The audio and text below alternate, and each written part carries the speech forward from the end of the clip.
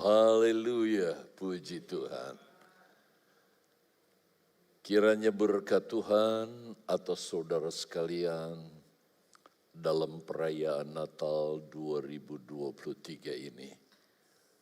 Dari mimbar ini Gembala Jemaat dan seluruh keluarga, wakil gembala, staf penggembalaan mengucapkan selamat hari Natal kepada seluruh jemaat GPDI Mahanaim Tegal.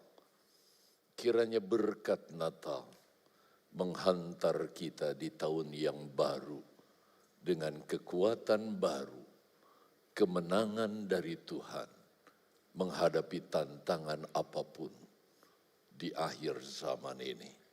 Karena kita tahu saudara, walaupun tantangan di akhir zaman sesuai firman Allah begitu berat bahkan menakutkan, tetapi kita punya Yesus yang lebih berkuasa. Dia sanggup memberikan kemampuan kemenangan dalam pengiringan kita kepada Yesus, asalkan totalitas pengiringan kita seperti yang Yesus inginkan, yang dalam khotbah ini digambarkan dengan para Majus. Nah, kemarin kita sudah membahas totalitas kasih dari Allah. Dan pagi hari ini mungkin khotbahnya tidak terlalu panjang seperti kemarin. Kelanjutan dari khotbah baik ibadah yang kedua maupun ketiga pada hari Minggu kemarin, kelanjutannya bagaimana kita diluputkan dari tantangan Herodes. Kalau orang Majus diluputkan dari tantangan Herodes, maka gereja di akhir zaman diluputkan dari Antikristus. Mungkin saya memberi cuplikan sedikit dari khotbah kemarin, sebab ibadah pagi dilayani oleh Saudara Jeff, di mana kita diingatkan betapa pentingnya totalitas kekristenan kita atau totalitas dalam pengiringan kita kepada Yesus. Jangan sampai rencana Tuhan yang indah, yang mulia itu justru kita sendiri yang menggagalkan. Karena kekristenan kita, pengiringan kita kepada Yesus tidak totalitas. Dan saya mengkhotbahkan khotbah yang kedua, di ibadah kedua maupun ketiga, bagaimana kalau Allah sudah totalitas dalam melayani kita. Dari Bethlehem sampai ke Golgota, Dia secara total melayani kita. Sampai Dia rela menyerahkan nyawanya bagi kita. Kita harus jadi pengikut Yesus yang totalitas. Sampai saya mengajak seluruh jemaat untuk mengevaluasi bagaimana perjalanan kekristenan kita di 2023. Apakah kita sudah total atau tidak? Dan sekarang, kalau kita benar-benar menjadi Kristen yang total, seperti saudara lihat di tema kali ini, kita akan diluputkan dari tangan antikris. Kalau Herodes yang adalah gambaran antikris di akhir zaman itu tidak sanggup menjadikan para Majus jadi sasarannya, yakinlah di akhir zaman kalau saudara totalitas dalam pengiringan kita kepada Yesus, kita juga akan diluputkan. Bukan dari tangan Herodes, tapi penguasa dunia. yang bergelar antikristus itu. Untuk itu, seperti kemarin saya katakan, bahasan kita dari Matius 2 ayat 1 sampai 12, tetapi saya mengajak saudara memperhatikan Matius 2 ayat yang ke-7 dan ayat yang ke-8. Ayo, yang bawa Alkitab, saudara buka Alkitab saudara. Kalau tidak bawa, saya sudah tulis ayatnya. Jujur saudara, kalau saya lebih enak menikmati saudara pembacaan itu kalau saya lihat dari Alkitab manual kayak begini. Di HP enak juga, cuma nggak lihat kita perikopnya begitu. Ya, jadi lebih enak kalau lihat langsung di Alkitab walaupun jadul saudara ya, tapi enak. Yuk kita lihat ayat 7 terlebih dahulu. Dikatakan di ayat yang ke-7, lalu dengan diam-diam, perhatikan, Herodes memanggil orang-orang Majus itu dan dengan teliti, bayangkan teliti, cermat, bertanya kepada mereka, bila mana bintang itu nampak. Jadi kapan para Majus itu melihat bintang yang menandakan bahwa Yesus itu lahir. Supaya dia dapat memperkirakan kira-kira anak itu berusia berapa. Setelah para Majus itu sampai ke Bethlehem dari benua timur. Dia bisa perkirakan supaya dia jangan salah sasaran dalam menghabisi Yesus. Karena itu targetnya. Sebab itu dia selidiki dengan teliti. Ayat 8. Kemudian ia menyuruh para Majus ke Bethlehem katanya. Pergi dan selidikilah dengan saksama hal-hal mengenai anak itu. Suruh, diizinkan, kelihatannya baik sekali ini Herodes. Selidiki anak itu dengan saksama. Terus perhatikan saudara. Dan segera sesudah kamu menemukan dia, setelah ketemu yang namanya Yesus yang dicari para Majus itu, bahkan disembah karena dia adalah raja di atas segala raja. Kabarkanlah kepadaku. Ini kebohongannya Herodes. Lihat kalimat berikutnya.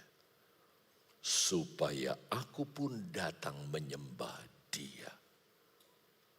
Padahal tujuan Herodes bukan mau menyembah Yesus, tapi menghabisi Yesus kalau informasi itu disampaikan oleh para Majus kepada dia.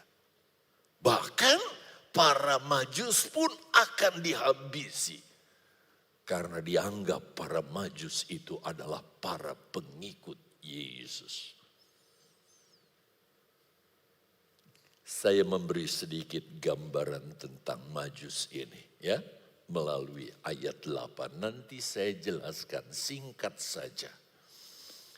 Jadi sekali lagi maaf kalau yang ibadah pagi nggak mendengar berita ini.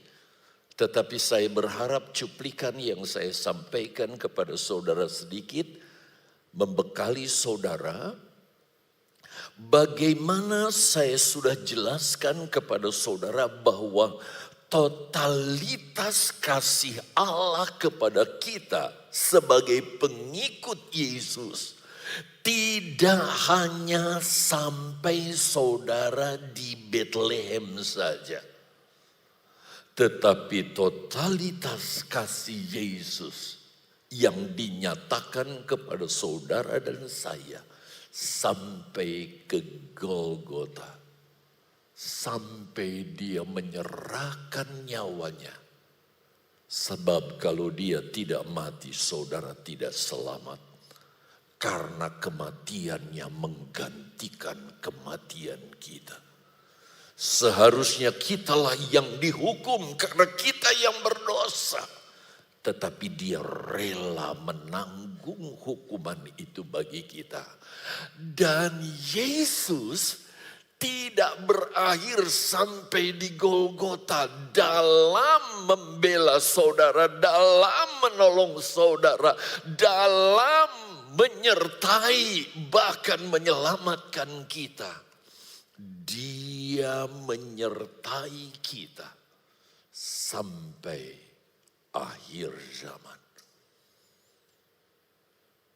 Sampai ke depan nanti, manakala kita menghadapi akhir zaman, kita akan menghadapi tantangan yang besar. Jangan takut. Yesus secara totalitas akan membela orang-orang percaya, khususnya kita yang hidup di akhir zaman ini. Tetapi masalahnya, saudara, bahwa orang-orang yang dibelanya itu orang Kristen seperti apa? Masih ingat kemarin? Bukan Kristen yang cuma sekedar jadi orang Kristen. Tapi Kristen yang totalitas dalam pengiringannya kepada Yesus. Itu sebabnya saya ingatkan saudara sekalian, ke depan di 2024 bahkan tahun-tahun seterusnya, jangan jadi Kristen kaleng-kaleng saudara. Cuma sekedar Kristen saja. Tetapi jadilah pengikut Yesus yang benar-benar totalitas. Kenapa? Karena di akhir zaman, saya sudah sampaikan beberapa kali kepada saudara. Mungkin generasi kita, khususnya generasi milenial, saudaralah yang akan menghadapi si penguasa dunia yang bergelar antikris itu. Di mana dia akan menguasai dunia ini. Karena semua pemimpin-pemimpin negara di dunia akan mentaklukkan diri kepada dia. Sebab dia mendapat kekuasaan dari iblis begitu rupa. Seperti yang saya sudah bacakan kepada saudara dalam Wahyu 13 ayat 1-3. Bagaimana antikris mendapat kekuasaan penuh dari iblis untuk menguasai dunia, sehingga seluruh pemimpin negara di dunia, termasuk nanti Presiden Indonesia juga, di zaman itu akan tunduk. Dan orang ini akan bergelar, mendapat gelar antikristus. Jelas ya dari katanya, berarti dia anti kepada Kristus. Kenapa? Karena targetnya dunia ini, seluruh penduduk dunia akan tunduk kepada iblis dan dirinya dan menyembah iblis dan dirinya, diri antikris. Itu sebabnya seharusnya sih saya munculkan, cuma waktu juga saudara. Bagaimana tanda-tanda yang menyatakan bahwa agama-agama akan ditaklukkan kepada yang satu ini. Semua agama sepakat nanti akan mengikuti metode cara penyembahan kepada Allah dengan cara mereka. Cara antikris. Ini akan nyata. Dan saudara, videonya ada. Di lain kesempatan saya akan tampilkan ini kepada saudara. Saya janji.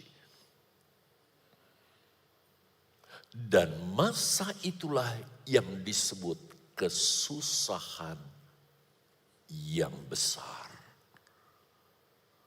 Masa 3,5 tahun pemerintahan antikris. Yuk, tolong dibukakan saja ayatnya, Wahyu pasal yang ke-7 ayat yang ke-14. Oh maaf, saya sudah tulis ayatnya. Ditampilkan saja. Jemaat memperhatikan, saya jelaskan sedikit. Maka kataku kepadanya, kata Yohanes kepada tua-tua yang menanyakan kepada dirinya. Yohanes berkata, Tuhan, Tuanku, Tuhan mengetahuinya. Lalu ia, tua-tua itu, berkata kepada Yohanes. Perhatikan saudara kalimat ini. Mereka ini adalah orang-orang yang keluar dari kesusahan besar. Ternyata ada orang Kristen yang masuk ke dalam kesusahan besar, masa antikris, tapi mereka bertahan. Bahkan mereka rela mati asal tetap beriman kepada Yesus.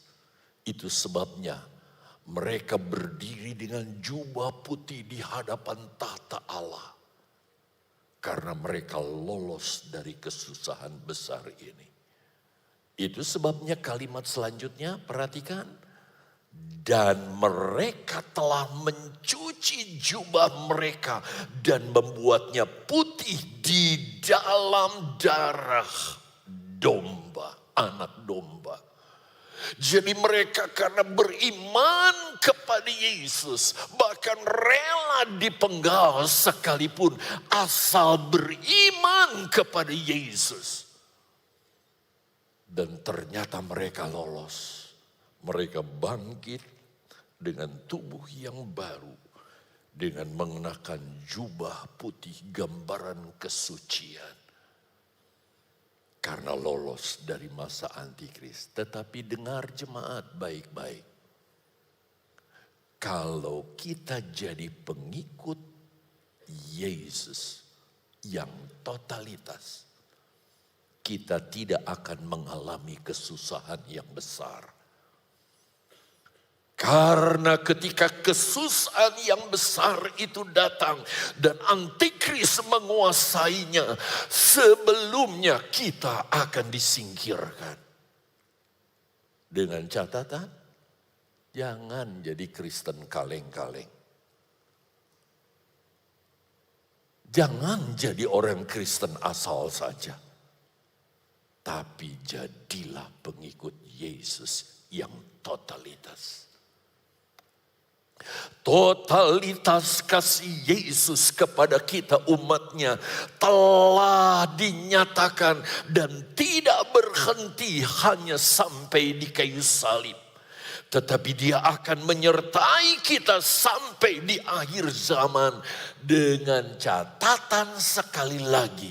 Kalau kita mau lolos dari itu, jadilah pengikut Yesus yang totalitas. Roh, jiwa, dan tubuh. Bahkan saya daftarkan kemarin dari iman, pengiringan, penyembahan, penurutan kita, kesetiaan kita dalam pengiringan kita kepada Yesus. Sekarang pertanyaannya, pengikut Yesus seperti apa yang akan luput? Saya sudah katakan.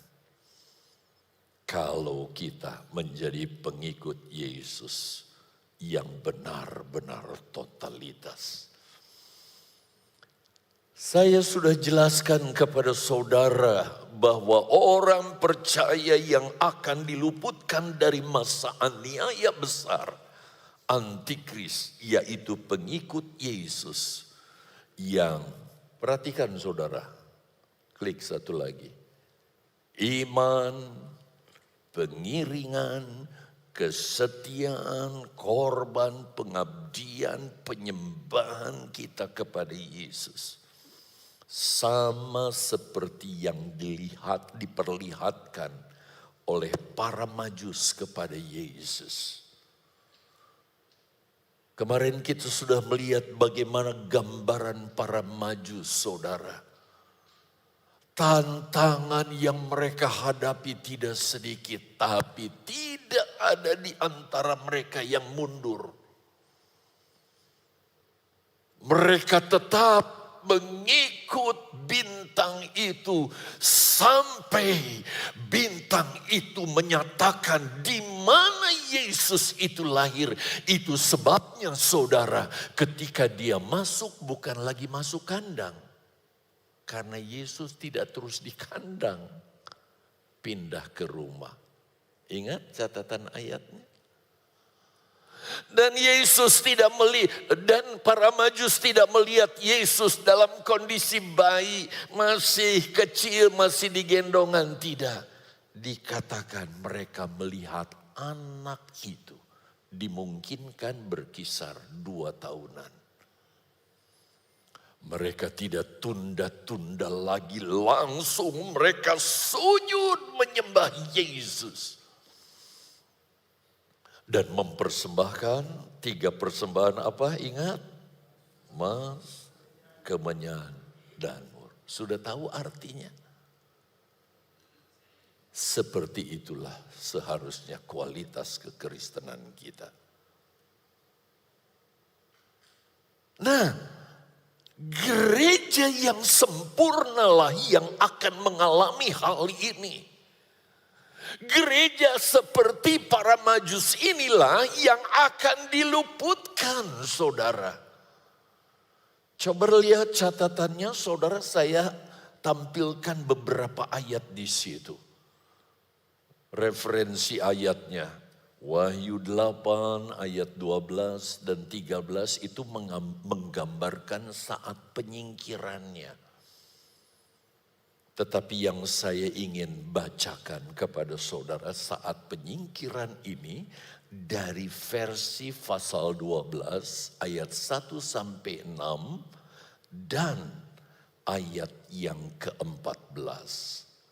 Saya ajak saja saudara melihat ayat 6 dan ayat 14 dari pasal 12. Yuk kita perhatikan.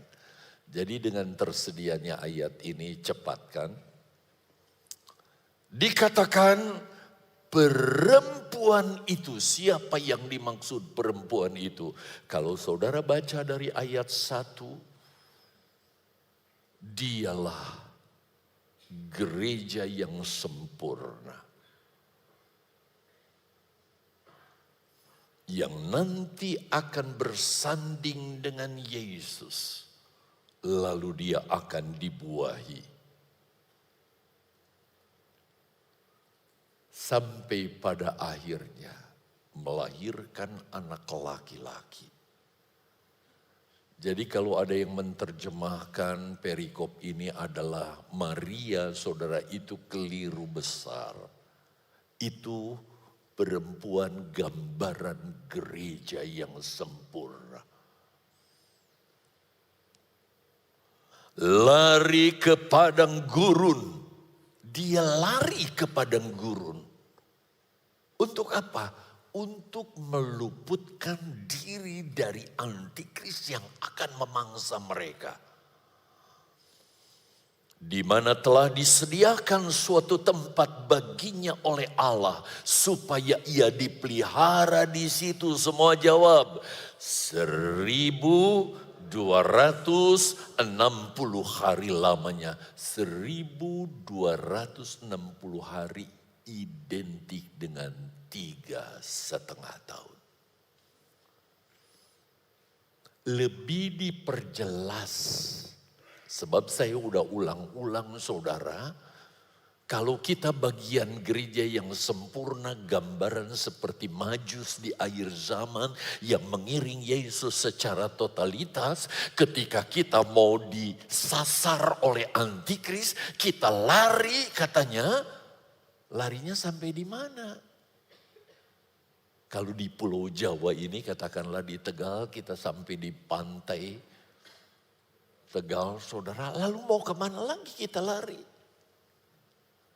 Dijelaskan di ayat yang ke-14. Saudara lihat di layar ayat yang ke-14. Perempuan itu dia bisa lari dengan cara, lihat ayat 14. Kepada perempuan itu diberikan apa? Kedua sayap dari burung nasar yang besar. Nyanyian ini harusnya terus dinyanyikan oleh GPDI Mahanaim. Oh Tuhan, berikanlah. Masih ingat lagu itu? Sayap burung nasar, yaitu kuasa Roh Suci saja. Ku tinggalkan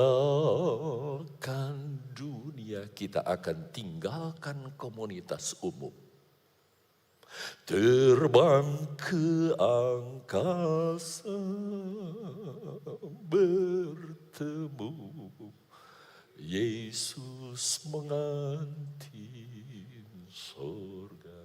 Bapak-bapak, ibu-ibu yang sudah lanjut usia masih ingat lagu itu? Aduh, saya kalau udah nyanyi itu di hadirat Tuhan, udah rasanya cuma mau berbahasa roh aja, saudara. Gereja yang totalitas di akhir zaman akan dilengkapi dengan dua sayap burung nasari yang besar. Itulah kelengkapan Roh Kudus, dua kali ganda bagi gerejanya, yang memampukan kita secara supranatural meninggalkan komunitas dunia ini untuk luput dari sasaran antikris. Tempatnya di mana? Lanjutkan. Supaya ia terbang ke tempatnya di mana? Padang gurun. Di mana ia dipelihara jauh dari tempat ular, tempat iblis berkuasa. Jadi dunia ini akan sepenuhnya dikuasai oleh iblis. Selama berapa lama? Semua jawab. 1 masa, 2 masa, dan setengah masa. Tadi 1260 hari. Sekarang hitungan tahun. 3,5 tahun. Cuma gereja yang totalitas dalam pengiringannya yang akan mengalami ini. Karena mereka pasti dilengkapi dengan kuasa Roh Kudus yang akan memampukan mereka lari dengan cara supranatural untuk berkumpul di satu tempat di mana Allah akan pelihara kita begitu rupa. Jadi untuk membahas tentang orang Majus ini, saya ajak saudara pelajari tentang para Majus ini yang menjadi gambaran gereja sempurna di akhir zaman yang akan diluputkan. Jadi saudara, saya harus berkata terbuka saja, enggak semua orang Kristen akan diluputkan. Itu sebabnya bukan saatnya lagi kita jadi orang Kristen yang cuma asal-asalan ke gereja. Apalagi cuma saudara momen tertentu saja. Kita mau jadi pengikut Yesus yang benar totalitas. Itu sebabnya mari kita baca ayat pokok. Dalam ayat yang ke-7 saya ingin mengangkat lagi ayat ini. Ayat pokok kita, lihat ayat yang ke-7. Lalu dengan diam-diam Herodes memanggil orang-orang Majus itu Dan dengan teliti bertanya kepada mereka, bila mana bintang itu nampak. Kalau saat itu Herodes yang secara langsung menanyai saudara, para Majus, untuk menjebak para Majus supaya bisa diperangkapnya dan menjadi sasaran dari antikris itu. Tetapi di akhir zaman, antikris akan begitu banyak memiliki kaki tangan. Sebab antikris bukan Allah yang omnipresent yang bisa ada di mana-mana, enggak. Kalau dia ada di Tegal, dia enggak ada di Jakarta, enggak ada di Surabaya. Tapi dia punya kaki tangan yang ingin menjebak gerejanya. Tapi sekali lagi, jemaat yang totalitas dia tidak akan terkecoh. Karena hidupnya benar-benar di bawah pimpinan Roh Kudus. Dalam penyertaan Allah begitu rupa. Pindah ke ayat 8. Sengaja saya beri tanda untuk kalimat ini. Lihat.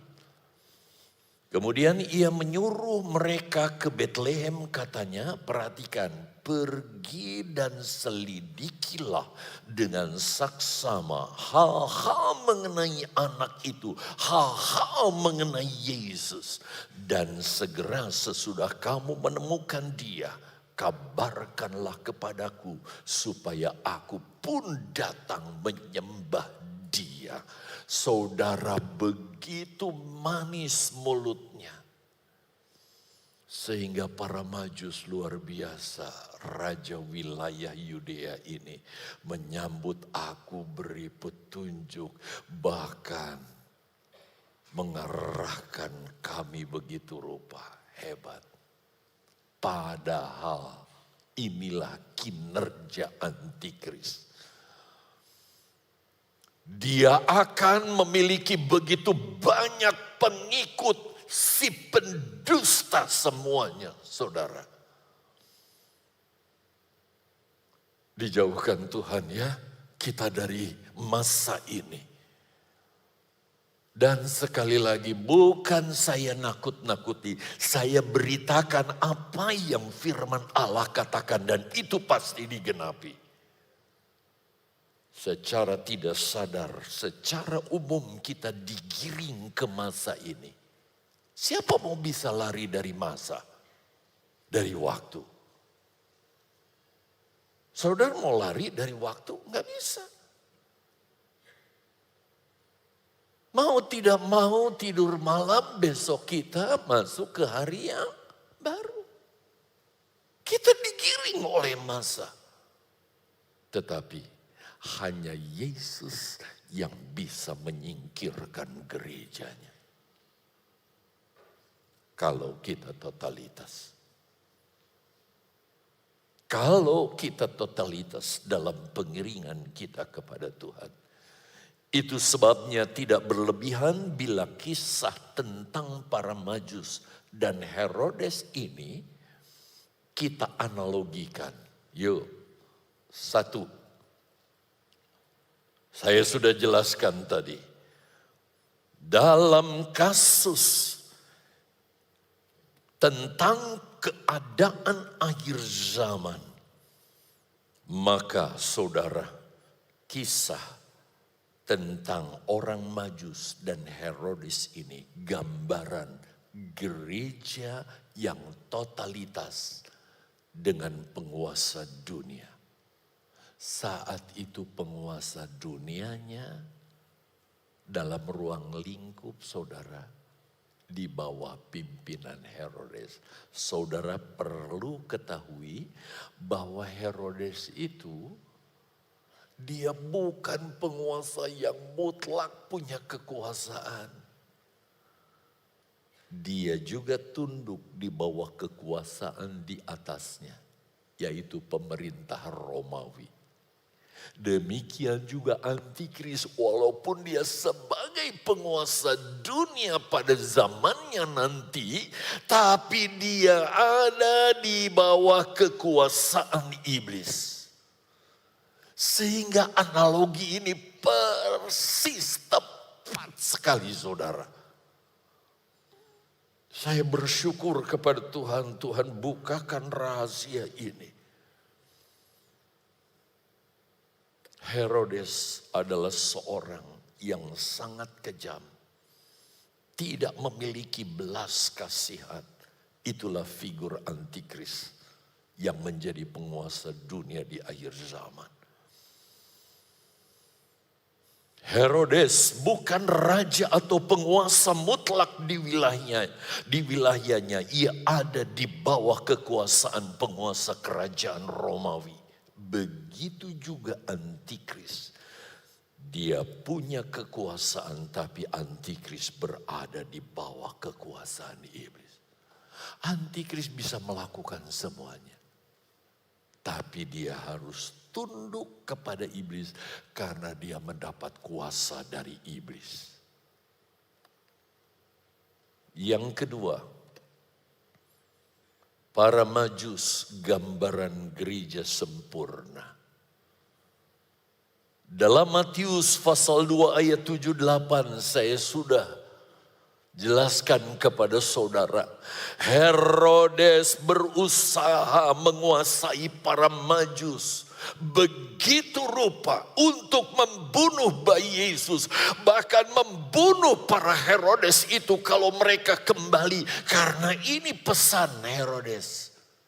Kalau kamu sudah berjumpa, datang temui aku. Ceritakan semuanya. Karena dengan munafiknya dia berkata, aku juga akan datang menyembah anak itu. Seperti kalian. Padahal tujuannya untuk menghabisi Yesus. Lihat di akhir zaman, antikris tidak dapat berbuat apa-apa atas gereja yang sempurna. Seperti Herodes tidak bisa berbuat apa-apa kepada para Majus. Dia bisa memberi pesan, kembali kepadaku. Pasti dong para Majus juga akan segan. Aku sudah diterima baik oleh Herodes.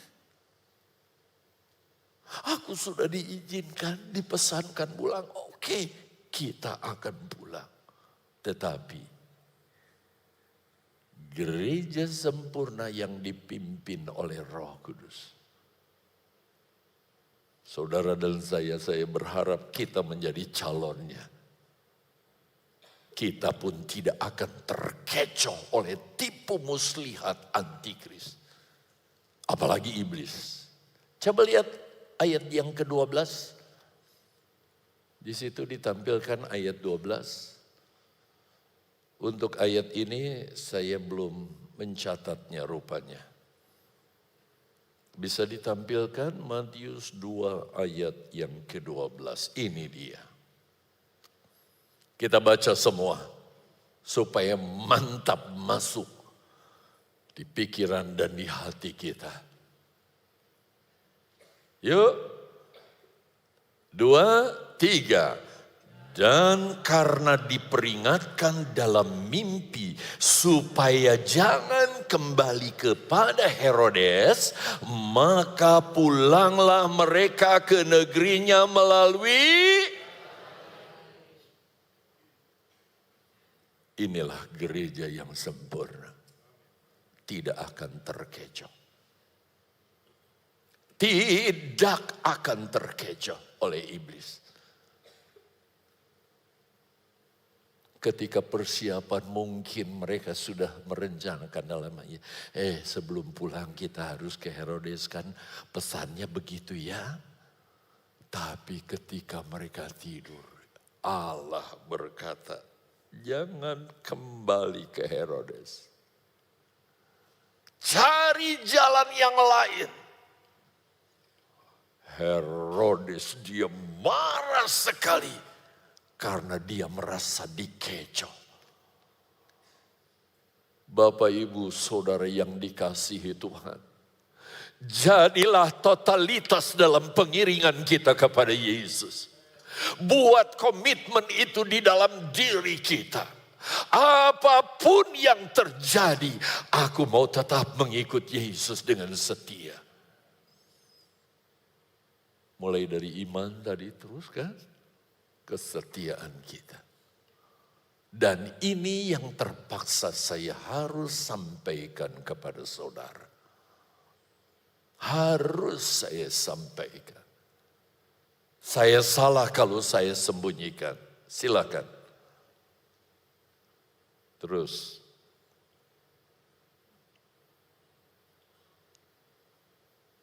Anak-anak. Kalau di kisah para Majus, jadi mangsa Herodes. Tetapi ini memberi gambaran kepada kita. Kristen kanak-kanak, Kristen kaleng-kaleng. Kristen yang gak punya keseriusan. Walaupun mungkin dewasa rohani, dewasa fisiknya.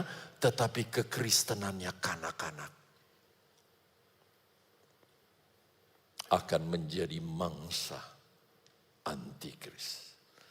Tolong bukakan ayatnya Matius pasal 2. Mulai ayat 16 sampai 18. Pada umumnya kita sudah tahu kok tentang kisah Natal mengenai ini.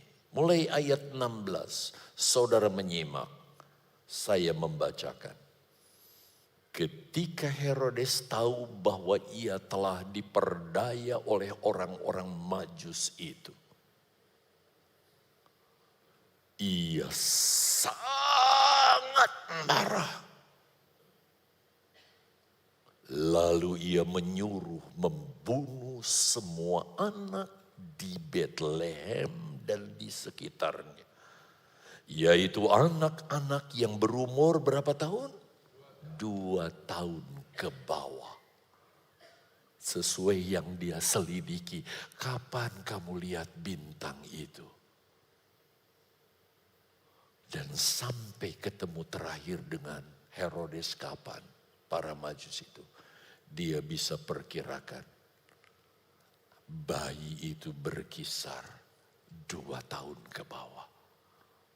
Terus sesuai dengan waktu yang dapat diketahuinya dari orang-orang Majus itu. Hati-hati antikris. Dia akan sasar Kristen kanak-kanak. Kristen dewasa sudah disingkirkan ke padang gurun. Seperti para Majus. Dari jalan yang lain mereka lolos dari mata Herodes. Gereja sempurna lolos dari mata antikris. 17. Dengan demikian genaplah firman yang disampaikan oleh Nabi Yeremia. 18. Terdengarlah suara di Rama. Tangis dan ratap yang amat sedih. Rahel menangisi anak-anaknya dan tidak mau dihibur sebab mereka tidak ada lagi. Saudara, gambaran ini sudah sangat jelas bagi kita. Jangan sampai nanti di akhir zaman kita meratap menangis. Karena kita gak berdaya di bawah kekuasaan antikris. Tidak ada pilihan untuk selamat. Orang itu harus rela menjadi syahid. Mati karena mempertahankan nama Yesus. Kalau tidak, jadi pengikut antikris, neraka kekal menjadi bagiannya. Kenapa kita gak mau jadi orang Kristen yang totalitas? Dalam pengiringan kita kepada Yesus. Biarlah tahun ini menjadi tahun start kita. Di 2024 kita benar-benar mengiring Yesus dengan sungguh-sungguh. Saudara, kita patut bersyukur kepada Tuhan ya. Di perayaan Natal, ibadah Natal kemarin dan perayaan Natal, kita dapat pesan untuk kita benar-benar menjadi pengikut Yesus yang totalitas. Sebab itu kita mau bersyukur kepada Tuhan untuk kebaikannya lewat pesan firman Allah yang begitu berharga buat kita. Terserah kalau saudara mau cuek, itu bisa-bisanya pendeta. Tapi saudara akan menyesal ketika mengalami ini. Tapi kita bukan menjadi orang yang menolak firman Allah. Kita mau ikuti firman Allah dengan sungguh-sungguh. Saudara tetap di hadirat Tuhan. Kita mau memuji Tuhan. Pujian dan syukur ku bawa padamu. Dengan kerendahan hati kita mau datang kepada Dia pagi hari ini. Haleluya.